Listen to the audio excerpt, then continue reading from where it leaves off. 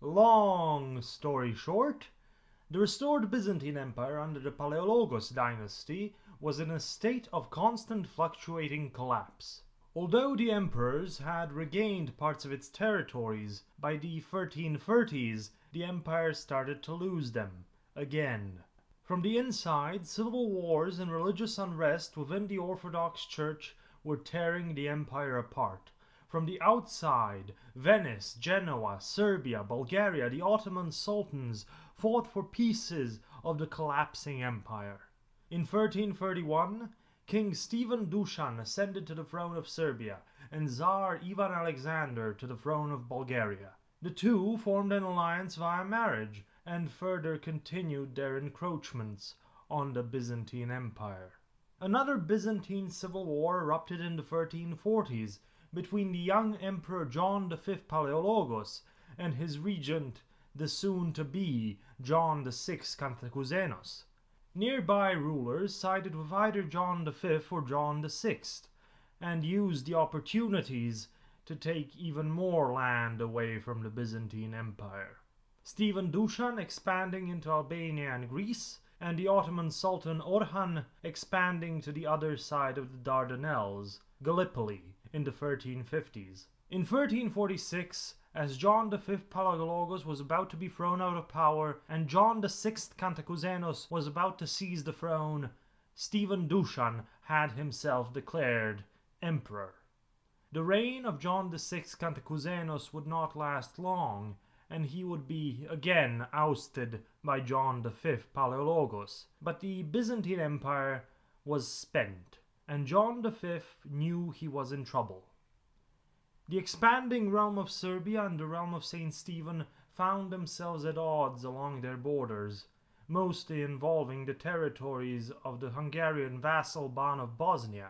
In the hopes of solidifying his alliance with Louis, Ban Stephen Kotromanić of Bosnia offered his daughter Elizabeth's hand in marriage to Louis, which was gladly accepted. The situation changed a bit when, after Stephen Dušan's death in 1355, the Serbian realm started to collapse. But first things first, the 8-year truce with Venice was almost up, and Louis just happened to have an army at the ready, assembled under the pretense of an invasion of Serbia. And the Serene Republic of Venice was not in a good state. It had been fighting an exhaustive war with Genoa, and on top of that there was an attempted coup. In 1355, Doge Marino Faliero attempted to take power away from the oligarchic councils for himself, transforming Venice from an oligarchic merchant republic into what is called a signoria, a form of dynastic rule in the Italian communes that was catching on in quite a few of the Italian communes for the past century.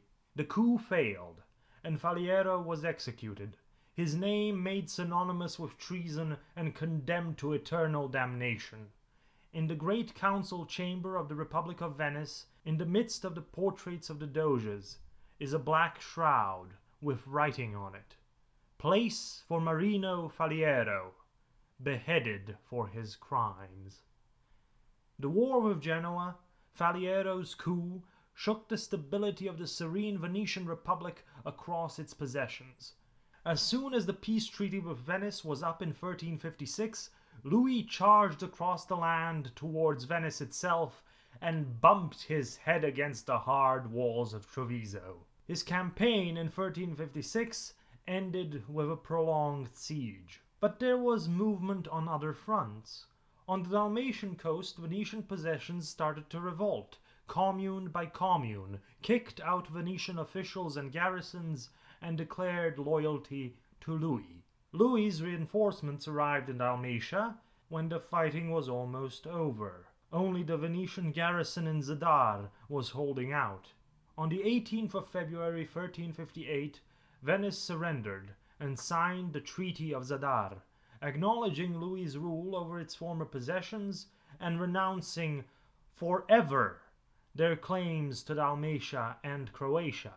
The coastal communes that revolted gained new privileges from Louis to ensure their loyalty, All the while Louis was installing loyal princes to govern the communes in his name, which rubbed the communal nobility, who had just removed Venetian administration, the wrong way. But in one commune, the furthest one away from his rule, Louis did not install his own men. The commune of Ragusa, Dubrovnik, struck a deal with Louis, exchanging tribute for protection and acknowledgement of their very extensive autonomy, more so than any other commune under Louis. And in honor of its new royal protector, the commune took the stripes of the Arpad dynasty, which also became the mark of the realm of Saint Stephen, as one of its symbols, alongside the symbols of its saintly protector, Saint Blaise, Vlaho. The history of the Republic of Ragusa had just begun. There would be more war with the Serene Venetian Republic, mostly waged in the 1370s, where Louis would side with the Carrara lords of Padua and with the Genoese Republic.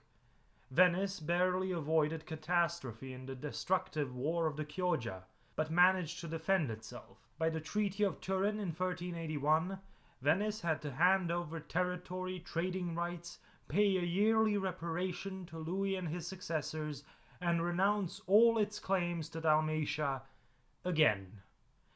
But as bad as things may seem, the Republic of San Marco was not out of the game.